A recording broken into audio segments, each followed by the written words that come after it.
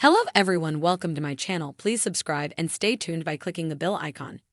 Dreaming of Chicago with the bear, holiday dinners were always a wild affair in my family. When my mother hosted, we had a loud gaggle of aunts and uncles over, mostly Polish people, with some German and Italian spouses thrown in. Wine, beer, and martinis flowed freely while the smoky scent of roasting turkey filled the air. People talked over each other if they wanted to be heard, and laughter always exploded in bursts. Those were the good times. During other moments, interactions could get awkward and mean. Couples bickered, uncles drank too much, and older cousins would get in each other's faces. One of my aunts would softly try to calm things down, but another would scold at the top of her lungs. 10 minutes later, we'd all be holding hands at the table and saying grace. By the night's end, the adults would share their fond memories of my father who died of lung cancer years earlier, prompting my grandmother to quietly shed tears. Everyone had some kind of pain in my family. For my mother, brother, sister, and me, it was losing my father. His absence wounded each of us in different ways, yet none of us really dealt with it. Instead, it manifested as controlling behavior or judgment or anger or depression. Occasionally, denial. I didn't know what to think and went on feeling emotionally lost for years. Until 1991, when I visited Seattle. My aunt and uncle had set down roots in Washington state after my uncle's long career in the Air Force. My aunt encouraged me to try living in the Pacific Northwest to see if I liked it. Recently graduated with little job prospects, I took her up on the offer and didn't look back. Afterward, my life blossomed. I met my husband, got a job at a successful tech startup, and lived among polite, kumbaya liberals whose only struggle seemed to be surviving a dark, wet winter, which, to be honest, can be a difficult task. For years, the lifestyle suited me. I'd hiked pretty forests and ate healthy salmon and took pictures of serene mountains. It was the break I needed: mild weather, mild people. Pleasant but not intense experiences.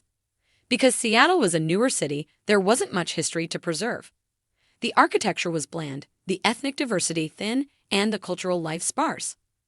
There's not a lot of emotion in this far north city, just a lot of courtesy. And I liked it that way. I focused on inward-facing activities like raising kids and working in solitude as a professional gardener. I made friends, but in typical Seattle Freeze manner, not many that felt close, like family. People gently kept to themselves. They formally scheduled social engagements like far-off doctor appointments. So as the second decade of living in the Northwest passed, I accepted the aloneness I often felt in my gut as normal. Then I watched The Bear. In the first episode, the chefs at the original Beef of Chicagoland work at a frantic pace, interacting with angst, resentment, resourcefulness, and a biting humor.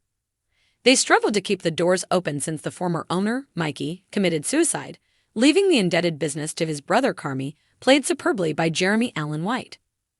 Carmy has returned from living in New York, Copenhagen, and beyond, where he became one of the world's hottest chefs. He has ambitions for the Beef to not only financially move into the black, but someday become a quality, gourmet establishment. Richie, Mikey's best friend and the restaurant manager, resists, as does the staff. They want to do what's always worked. They openly make fun of Carmy's formal culinary training and worldliness, like one big dysfunctional family. The untamed energy of the show woke something in me. Carmy's life in Chicago was real, authentic, social. I knew that restaurant and those people. How many times had I eaten at a joint like that? More than I could count. How many tough but big-hearted people did I know there? Many. They stretched not only through my family but to friends, coworkers, and random people I interacted with in the city. I found myself yearning for that way of life. Those raw experiences, the strong personalities, the spontaneity and imperfections. The thing about Chicagoans is they don't hide their emotional wounds, they wear them like giant tattoos on exposed forearms. Then I watched the 6th episode of Season 2, which, in addition to earlier shots of the L snaking through downtown and Lake Michigan glittering at night, almost made me hop a flight to O'Hare.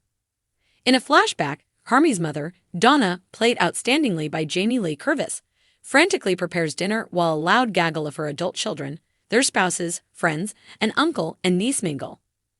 Booze flows freely while the scent of roasting fish probably fills the air. People talk over each other if they want to be heard, and laughter explodes, tensions rise. People drink too much. They argue. While Natalie, Carmy's sister, tries to calm folks down, Donna, his mother, escalates the heat. Things get awkward and mean. Carmi withdraws more and more into himself as Uncle Lee and Mikey trade insults before finally lunging at each other.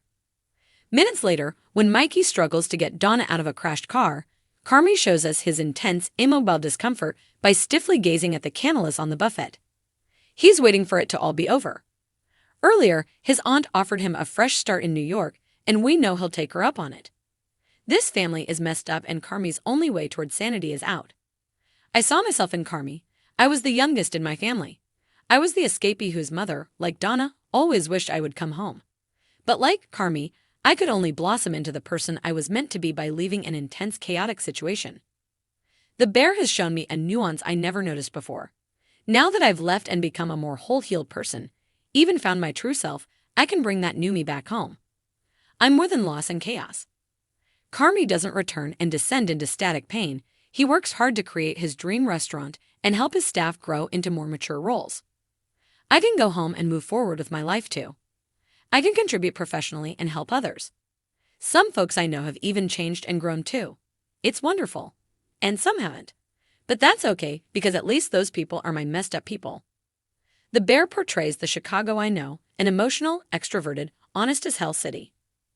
A rough around the edges, world-class beauty. It's in Chicago that my family and friends will always welcome me home for a warm, if imperfect, holiday dinner. Because in the end, I'm not alone, and there's no doubt I'll always belong. Karen Hug is the author of Leave Your Troubles Behind: How to Destress and Grow Happiness Through Plants. She's contributed to The Washington Post, Wired, Shondaland, and Thrive Global. If you liked the video, don't forget to like, comment, and share.